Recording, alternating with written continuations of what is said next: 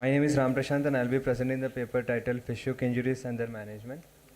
Though the fish hook injuries are uncommon at our place of study where it was conducted, fish hook injuries tend to occur as a part of recreational activity or some form of curiosity.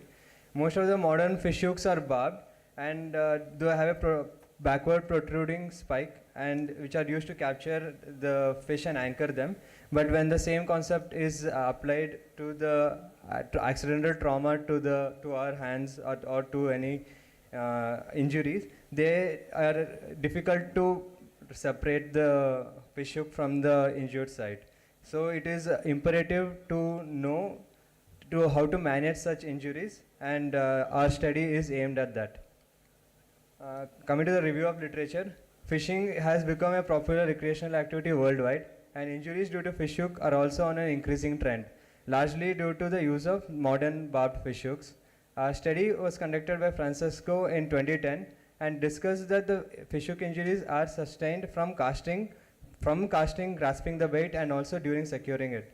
So injuries can involve vital organs, delicate structures such as eyes.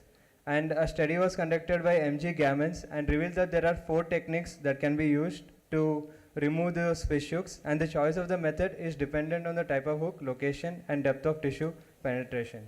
Our aims and objectives of the study include that to know the sex preponderance of the fish hook injuries, the most common site of fish hook injuries, and the most common technique employed for removing fish hooks. It was a brief prospective analytical type of study design from a period of 2017 to 2025. Over these years, an inclusion criteria was an intact fish hook injuries and patients above 15 years. This means that even if patients who came with fish hook injuries but they had removed or they themselves had removed the fish hook were excluded. And other than that, immunocompromised and pregnant females were also excluded from the study. Coming to the results, about 51 patients were included in the study over the 9 years, and they were followed up till 6 months, and all 51 of those fish hook injuries were men, which gives us 100% sex preponderance, and the most common site were hands followed by forearm and scalp. In about 46 of the 51 cases, the string method was used to retrieve the fish hook from the site of injury, and in only 5 of them, advance and cut method was used. Coming to the discussion, the fish hooks are typically stainless steel and are divided into simple and barbed. Barbed are most commonly used owing to the modernizing the fish hooks. The parts of fish hook include the eye followed by the shank, the bend, the barb, and the point.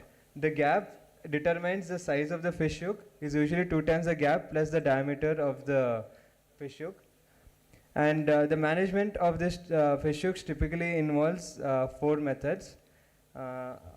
Coming to the advance and cut, it is the most versatile method that has been used to remove fish hook, where we advance the fish hook through the same site of injury, and it comes out to the other surface of the skin, and we cut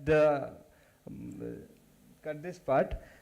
The most important thing is that we should make sure that we have protective eyewear, because the stainless steel fragments might injure the operating surgeon.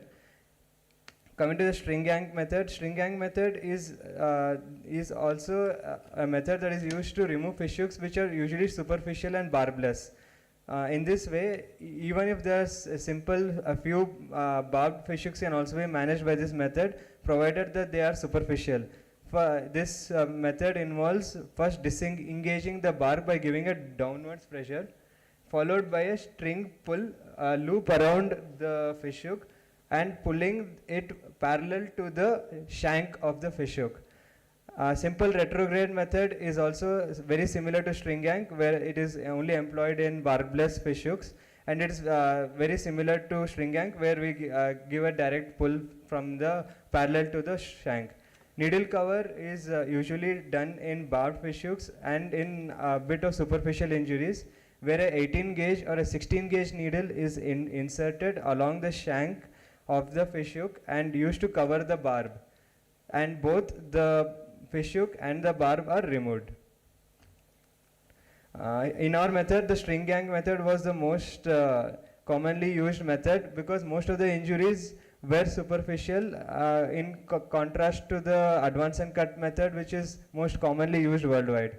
And the advanced and cut method was only done in five patients. So concluding my topic, it says that not always the most versatile method is the method to be used, and the fish hooks should be first assessed, knowing what type of fish hook and what type of injury and how deep the penetration to the tissues are. And most of the time, the patients usually come with a photograph of the fish hook or even another identical fish hook, because usually they are bought in sets. So this helps us localize the type of fish hook and type of technique that has to be employed to remove it. Yeah, thank you. Thank you. This is why I love to come to conferences, because I learn so much. This is an absolutely educative paper for me. Thank you very much. Thanks. 2 questions. How many X-rays do you take, and how many planes of X-ray do you take? Sir, is it one view or is it multiple multiple views, sir. We usually first we take anteroposterior based on the site. Usually, if it is hand, we will try to take an oblique also. And in case of others like lower limb, we might go for epilateral X-rays. Is there any special treatment for people who come with having removed the hook and only a wound over there? We have excluded, but per se we still give the same treatment as we give we give antibiotics and TT injection, and we try to assess if there is any functional neurological deficits, whether it has injured a nerve or any other like pulse. We check for if any underlying structures are injured, sir. Thank you. Very interesting topic, definitely. Yes, one sir. question to you is how many had infection related to the hook? Any? We didn't have any infection, sir. You did not have any infection. What antibiotic you use? We started with amoxiclav only, amoxiclav, and in certain cases of deep injuries, we also gave metronidazole 400 mg. Nobody had infections? No, sir. What made you to choose this topic? Because it's just like any other foreign body, no?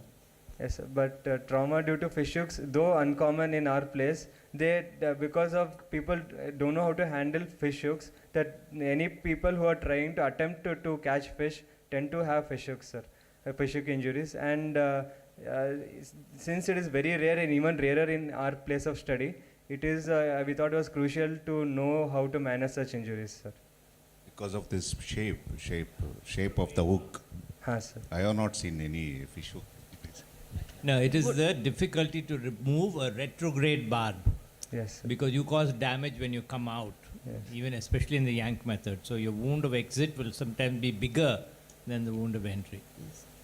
Would an MRI help to decide what are the tissues it is going to? No, sir. No, ma'am. Because MRI is contraindicated, even though it's stainless steel, non-magnetic, we tend not to do MRI. Only go for X-rays, ma'am.